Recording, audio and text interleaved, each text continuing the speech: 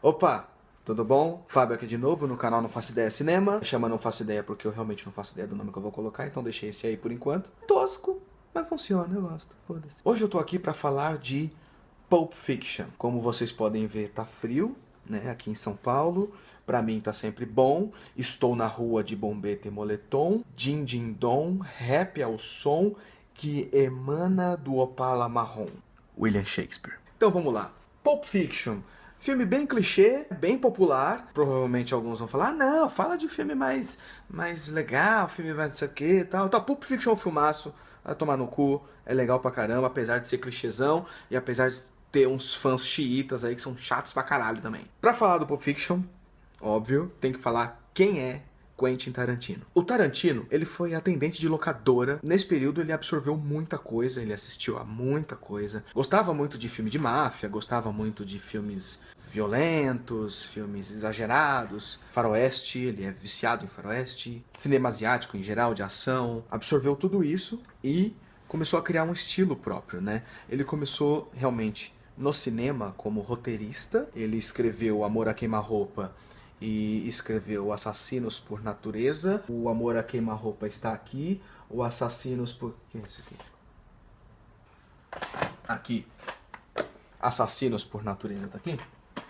Ele escreveu esses dois. O Assassinos por Natureza ele meio que não gosta muito não. Eu discordo dele, é um puta filme, Oliver Stone assim no ápice da cocaína. E aí ele começou a se popularizar, fez um curta, My Best Friend's Birthday. Lá já começou o universo Tarantino, aliás. Um dos personagens é citado no outro filme, aqui, lá, não sei o quê. E aí ele foi pro Cães de Aluguel. Já começou da voadora no estilo dele. Pesado, violento. O Tarantino surgiu no ápice da popularização desse cinema pós-moderno norte-americano, que tinha começado ali com cineastas mais formalistas, tipo Brian De Palma, que é uma grande influência do Tarantino. Com a popularização desse cinema pós-moderno, que culminou com prêmios ao redor do mundo, praticamente a criação do Festival de Sundance, o Independent Spirit Awards também premiava toda essa galera aí. Esse período rendeu a cineastas como David Lynch, os irmãos Coen, o Steven Soderbergh, palma de ouro no Festival de Cannes. Cada um deles ganhou uma palma de ouro no Festival de Cannes. Aliás, uma boa dica de leitura,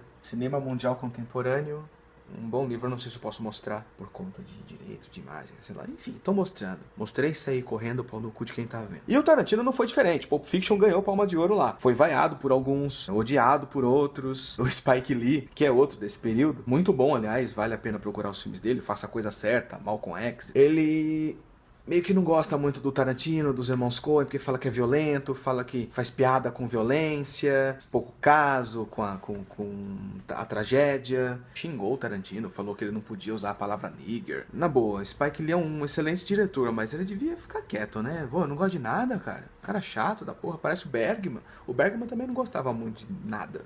Não gostava de ninguém, aliás. Bergman é foda. Spike Lee é muito bom, mas não é o Bergman. Mas enfim. A lista de referências do Tarantino, ela é extremamente extensa. Então vamos lá, dar uma dica aí, e já fica mais ou menos aquelas dicas que eu dei no final do filme do vídeo sobre o Clube da Luta. Eu já vou meio que repassar agora, só para ter uma noção como é formado o cinema do Tarantino. Primeiro, Sergio Leone, não tem nem o que falar.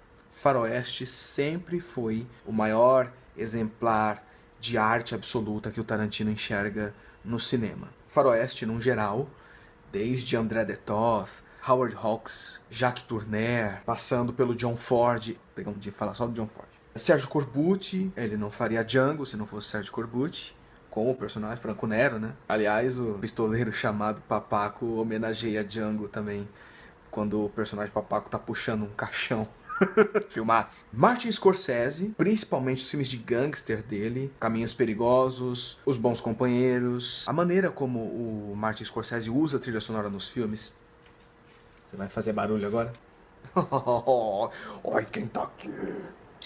Ele também adora Jean-Luc Godard, né? Quem não gosta? O cara é maluco, mas é um grande cineasta. Aliás, muita gente não fala muito sobre isso. Muitas coisas da linguagem cinematográfica do Tarantino são relacionadas ao Jean-Luc Godard. Aquela hora que a Mia, por exemplo, ela desenha um quadrado e aparece o desenho do quadrado no filme, na hora que ela tá falando com o Vincent Vega no carro, que eles estão chegando no restaurante. Aquilo é Godard puro, né? O nome da produtora, a banda à parte, é um filme do Godard, um dos mais legais do Godard da fase mais antiga. Hoje ele é louco, mas ele continua genial, mas ele é louco. Louco. O Tarantino também ama Samuel Fuller, Brian De Palma, Arthur Penn, Sam Peckinpah, Monte Hellman. Ele é fã de Mario Bava também, Masaki Kobayashi, Akira Kurosawa, Kinji Fukasaku. Kinji Fukasaku dirigiu Guerra de Gangues em Okinawa, Batalha de Honra e Humanidade, uma coisa assim. E dirigiu também Os Documentos da Yakuza, que são 5 filmes sobre a Yakuza.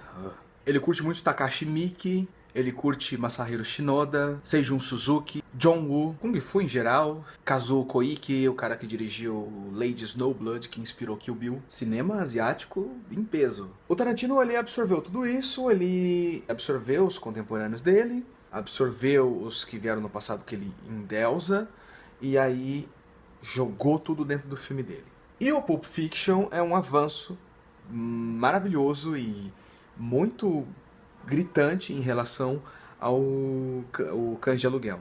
O Cães de Aluguel, ele ainda tem uma aura de cinema independente menos controlado. Ele é um ótimo filme, claro, tem muitas qualidades, mas não é um filme exatamente muito bem pensado, né? Ele foi feito mais no calor do momento. Já o Pulp Fiction, ele já é mais maduro. Aliás, uma demonstração muito precoce de que ele já sabia o que ele queria dizer, já sabia o que ele queria expressar através do cinema dele, e que culminou num dos melhores filmes dele depois também, que é o Jack Brown, muito mal compreendido. Seria muito interessante as pessoas revisitarem o Jack Brown. Ele tem muitas homenagens ao cinema muito autoral, um cinema muito bom. Então vamos mergulhar de vez no Pulp Fiction. Do que fala Pulp Fiction? É sobre uma galera aí que está envolvida com máfia, sejam eles gangsters, sejam eles vítimas desses gangsters, ou ladrões, mais ralé mesmo, no caso do Tim Roth, da Amanda Plummer, e como as situações da vida vão levando eles a cruzar o caminho um do outro. Os roteiros do Tarantino, muita gente fala, nossa, como ele é original. Não é bem assim. Ele tem originalidade na maneira de abordar certos temas, mas em matéria de criação de temas ele é bem simples. Ele pega conversas cotidianas e usa esses assuntos triviais para poder engatilhar a trama principal. No caso, você pega o John Travolta e o Samuel Jackson falando sobre Quarteirão com Queijo, e depois eles falam sobre programas de televisão, sobre a Mia Wallace, que é a personagem da Uma Thurman, e como ela entrou na TV, tudo para entrar no assunto de que o personagem de John Travolta, o Vincent Vega, tem que levar a Mia Wallace para jantar a pedido do Marcellus Wallace, que é o personagem do Ving Rhames, que é o chefe deles, é o chefão lá. Ou seja, ele vai enrolando até chegar no assunto propriamente dito. E ele também quebra a linha temporal dos acontecimentos. Ele vai pro presente, vai pro futuro, volta pro passado, depois volta pro presente, vai pro futuro de novo, mostra um outro ponto de vista, essas coisas. Não é a estratégia das mais originais, mas é muito legal. É bem divertido. Você assiste ao filme, você gosta de ver essas coisas. Ah, tal personagem apareceu aqui. Ah, por isso que ele estava com uma roupa de jogador de vôlei, como a outra personagem lá, a Raquel, fala. Enfim, é um divertimento à parte acompanhar só o roteiro do Tarantino, é hilário. Mas o filme tem qualidades técnicas, assim, muito interessantes. Para um filme de orçamento muito baixo, 8 milhões, ainda mais com o respaldo de uma produtora como a Miramax, 8 milhões é um preço muito baixo, e com esses 8 milhões ele consegue se virar muito bem. Ele consegue imprimir uma linguagem, mostra que ele aprendeu, ele estudou aqueles filmes que ele assistia na locadora, mostra que ele estudou comunicação visual, ele estudou como se dirige uma cena, como se dirigem os atores deles, a maioria estão muito bem, sempre, ele dá muito prêmio para os atores deles. O Samuel Jackson ganhou o Festival de Berlim por Jack Brown, melhor ator. O John Travolta, o Samuel Jackson e a Mia Wallace, a Uma Thurman, eles foram indicados ao Oscar. Christoph Waltz ganhou 2 vezes. Fora outros atores de menores escalão, por exemplo, David Carradine, que faz o Bill, tá ótimo no Kill Bill. Uma Thurman tá maravilhosa no Kill Bill 1 e 2, acho que é o melhor papel da carreira dela, assim. Melhor até que o Pulp Fiction. Enfim, ele sabe dirigir ator, ele sabe dirigir cena, ele sabe criar um clima, ele copia bastante o Brian De Palma em matéria de formalismo, e o Scorsese também. Você vai ver uma grande influência de Os Bons Companheiros nesse filme. Você vai ver uma grande influência do uso de trilha sonora típico do Scorsese nos filmes do Tarantino. Cria um ruído muito interessante entre o que está sendo mostrado e o que está sendo ouvido na música, né? Enfim, o Tarantino ele sabe dirigir. Aqui eu tenho alguns exemplos de como ele presta atenção nos detalhes e sabe que o filme dele, ele vende o filme pelos detalhes. Por exemplo, na questão de montagem, ele trabalhava, né? Ela morreu com a Sally Menke, a montadora dos filmes Tarantino, até acho que o Bastardos Inglórios. Você percebe que ele sabe, apesar de ele ser egocêntrico, ele sabe trabalhar muito bem em equipe. A Sally Menke e eles dão um certo ritmo para o filme, que você vai vendo, o filme desenvolve com muita calma, né?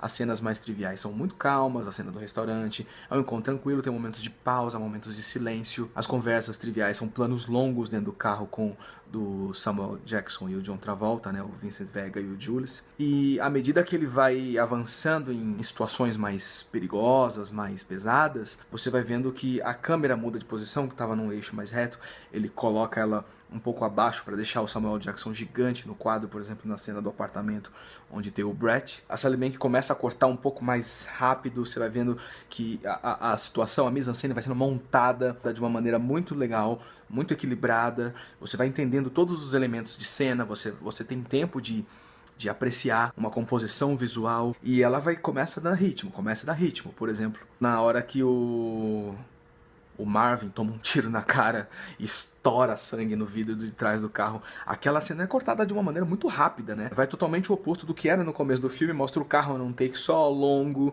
depois corta pro John Travolta, um take mais longo, depois volta pro Samuel Jackson. Uma coisa muito mais lenta, muito mais calma. E aí, quando chega esses momentos de explosão de violência, ou na hora que eles estão tentando salvar a Mia Wallace da overdose que ela teve de heroína, porque ela cheirou heroína achando que era cocaína. Você vai vendo que vai pra câmera na mão, a montagem fica mais rápida, essas coisas, então é muito equilibrado, muito interessante. Você percebe um domínio de direção muito bom do Tarantino também, na hora que ele coloca, por exemplo, o personagem do John Travolta do lado direito do quadro e o Julius do lado esquerdo no elevador, quando o assunto é a Mia Wallace e a violência do Marcellus com relação a um personagem que supostamente fez massagem no pé dela. Ali a importância que ele tá dando para o personagem do John Travolta, que tá do lado direito, que é um lado mais forte, como eu já tinha falado lá no vídeo do Clube da Luta. O foco é o John Travolta. O foco é como essa notícia, ou suposta notícia, fica mais claro depois que é uma fofoca, como isso vai afetar ele. Tanto que ele vai ficar perguntando e se preocupando com isso.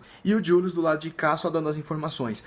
Depois, quando eles entram no apartamento do Brett para recuperar a maleta, o Julius tá do lado direito. E o Vincent tá do lado esquerdo, entra primeiro, e o Julius entra. Quem vira o foco da cena dentro do apartamento é o Julius. E aí o Tarantino vai descer a câmera, vai deixar o Julius já gigantado, ele vai ficar bem maior, ele vai ultrapassar os limites do quadro, ele vai ficar gigante para exaltar a grandiosidade do personagem. O Tarantino também vai valorizar muito os objetos cênicos, né? O design de produção no geral, figurino, essas coisas, na maneira com que ele compõe as imagens dos personagens com relação aos objetos cênicos que estão ao redor deles. Por exemplo, uma peça de figurino ou alguma coisa no cenário que é da cor roxa. Roxo ele funciona no Pulp Fiction como uma cor que é uma espécie de alerta para uma morte iminente. Isso não se limita só ao personagem do John Travolta, né? Para quem já viu o filme sabe que ele vai morrer. Mas outros personagens que vão morrer, eles têm algum elemento roxo. Por exemplo, o cara no início do filme que tá deitado no sofá, ele tá deitado num travesseiro roxo. O Brett tá tomando refrigerante num copo que tem detalhes em roxo. Fora os floreios que ele vai utilizar, como eu falei do Godard quando a Mia desenha o quadrado. A dança, quando os dois estão dançando lá no Jack Rabbit, aquilo é banda par puro, né? O filme do Godard tem aqui uma cena de dança, pausa a narrativa para mostrar a dança. Aliás, a composição de personagem dela lembra muito as personagens da Anna Karina nos filmes do Godard, o cabelinho, aquela coisa toda. Tem a projeção, né, do táxi do lado de fora, que você vê que é uma tela de filme antigo. Aquilo é formalismo puro do Tarantino, que ele adora brincar com isso. Ele dá uma de De Palma, dá uma de Godard mesmo, não tá nem aí, foda-se. Mas o que mais me chama a atenção no Pulp Fiction é a sutileza para certas coisas. Por exemplo, na hora que o Vincent e a Mia estão dentro da casa, você sente a presença do Marcellus ali, porque existe uma ameaça de morte pro Vincent. E a gente tá identificado com ele é o protagonista do filme. Através das composições, o Tarantino começa a valorizar certos objetos que estão dentro da casa. Por exemplo, tem uma escultura feita com arame, uma coisa assim, que é um cara sentado numa cadeira ao fundo, enquanto o Vincent tá pra lá e pra cá, e depois é a Mia que tá dançando pra lá e pra cá. Você sente a presença do Marcellus através desses detalhes. São máscaras africanas, né, certos objetos em cima da mesa, que você meio que remete ao Marcellus Wallace. Além de outros detalhes, né? Ele vai deixar muito claro que o Vincent tem um carro vermelho, através de um quadro que tem no quarto do Lance, através de um detalhezinho do banheiro, quando a Mia vai retocar o pó. Ela abre a porta do banheiro, tem um carro vermelho sendo desenhado, um carro vermelho de corrida, coisa que vai remeter a um dos momentos seguintes, que é ele disparando pela cidade para poder salvar a vida dela, porque ela teve uma overdose. Até a direção de arte mostra uma estátua de um cara ao telefone enquanto o Lance está assistindo TV. Aquele lá é o Vincent Vega, ele tentando ligar pra ele o tempo todo, fala, atende essa merda, caralho! E ele vai lá, mó lento, pega o telefone, atende, e aí desencadeia toda aquela atrapalhada que é injetar adrenalina no coração da Mia Wallace, que é tenso pra caralho e muito engraçado. Enfim, são esses charminhos, é bem legal. E todos os personagens do Tarantino são muito carismáticos, né? Você gosta deles de cara, assim. Desde a Yolanda e do Pumpkin, que são o casal de assaltantes do início do filme, e do final, consequentemente, mas não é o final, é o meio. Passando pelo Vincent, pela Mia, pelo Jules, pelo Butch, mesmo a Fabienne, que é francesa, outra referência ao Godard, até mesmo o Zed, que é hilário, a sequência do Zed e aquele outro carinha lá, e aquele carinha que ele tira de dentro de um baú, de uma jaula, sei lá, porra, até aquilo, cara. E aí, tematicamente, os filmes do Tarantino, eles lidam muito sobre a violência, sobre a casualidade da violência, o total descontrole do destino. Ele brinca um pouco se Deus existe ou não na hora que o Julius, ele meio que são alvejados por um cara que sai do banheiro, que é um dos Arquette que depois mudou de sexo. Eu esqueci o nome dele, eu lembro o nome dela, né, depois que mudou de sexo. Que é Alexis Arquette, até faleceu acho que ano passado. Ele brinca de Deus quando esse personagem da Alexis atira no Julius e no Vincent e não acerta nenhum tiro. Eles matam o cara, assim, de boa, dá 2 tiros, acabou. E aí o Julius meio que se converte e aí fica a dúvida, pô, será que Deus desviou as balas ou não? O Tarantino não responde. Isso é interessante, porque depois o Vincent começa a questionar Deus, fala, não, isso não existe, isso é acaso. O Julius, não, isso é Deus, não blasfeme, não blasfeme. E na hora que o Vincent se vira pro Marvin pra perguntar, o que você acha disso? A arma dispara. E o Vincent fala, não, o carro bateu num calombo na rua, sei lá. Deu uma chacoalhada e a arma disparou por causa disso. Só que o Julius fala, não, o carro não chacoalhou. E você viu o carro não chacoalhando. A arma disparou. É engraçado, você fica na dúvida o tempo todo. Se esse destino é ao acaso ou não, né? E o tempo todo ele vai deixando essas coisas, porque o filme é lotado de pequenas coincidências e os personagens se cruzam de uma maneira que é muita coincidência ou estava destinado a isso. Bom, esse vídeo ficou claramente mais curto, né? Eu não vou ficar falando de dicas que eu já falei antes. Então, assistam os filmes daqueles caras que eu listei. O Tarantino é fanzaço. Só destacar, ele é apaixonado por Samuel Fuller. Não só Sergio Leone, não é só Godard, tudo. Samuel Fuller. Procurem os filmes do Samuel Fuller, são muito, muito bons e é um dos diretores favoritos da vida dele, né? Samuel Fuller. Bom, espero que vocês tenham gostado. Esse vídeo ficou bem menor em comparação ao outro. Também porque no outro eu tinha que mostrar, falar quem eu era, falar um pouco mais de linguagem cinematográfica. Eu não vou ficar repetindo a mesma coisa, porque se ficar falando a mesma coisa, olha tal detalhe, e fica tirando o prazer de vocês que estão assistindo aí, de descobrir sozinho essas coisas, entendeu? E ter suas próprias interpretações das obras que estão sendo discutidas aqui. Eu vou fazer vídeos mais variados, por exemplo, vou mostrar um diretor que ninguém conhece. Eu vou continuar fazendo esses videoanálises. O próximo vai ser sobre...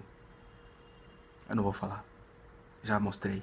Esses videoanálises mais detalhados assim eu vou continuar fazendo, de alguns filmes mais famosos, de outros filmes menos conhecidos. Eu tô tentando ver se eu consigo fazer sobre lançamentos, eu ainda não tô em condições de tempo de fazer isso.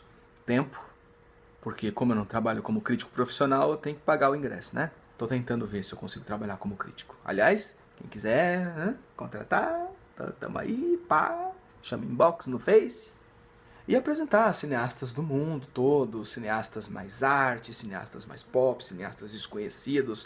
Eu ainda quero fazer um sobre o Valerian Borovsky, um cara que dirigiu filmes assim que você fica de cabelo em pé, apesar de eu ser careca. Cara é foda. cara é foda, sabe? Fazer filmes sobre cineastas mais cult, tipo David Lynch, por exemplo. Quero fazer um vídeo análise sobre o Cidade dos Sonhos, sobre o Estrada Perdida, né? Falar sobre Eraserhead. Eu quero trazer convidados também, de repente, quem sabe alguém top chegar aqui e gravar comigo algum vídeo. Já falei com um amigo meu, de repente a gente fale, sei lá, de filmes mais obscuros. Falar de clássicos também, né? Tentar falar um pouco do Poderoso Chefão, apesar de eu ter medo de falar do Poderoso Chefão, porque tem muita coisa naquele filme e fica difícil analisar. Se eu fizesse um vídeo análise do Poderoso Chefão 1, ele ia ficar maior do que o vídeo da Clube da Luta. Enfim, ó, fala aí um filme que vocês querem. Ah, não, fala de tal filme, fala do, sei lá, do Star Wars, né? Já me pediram pra falar do Star Wars. Gente, eu não sou muito fã do Star Wars, eu não sei se seria legal. Beleza? É isso então. Meu tempo tá acabando. Assistam ao Pulp Fiction, assistam a filmografia do Tarantino, tá fácil de encontrar no Brasil, em DVD, em Blu-ray. Comprem os originais na medida do possível. Cinefilia se forma assim, né? Beleza? Vou fazer um vídeo sobre cinefilia também. Bom, é isso. Então, até o próximo vídeo. Espero que vocês tenham gostado até aqui. Beleza? Até mais.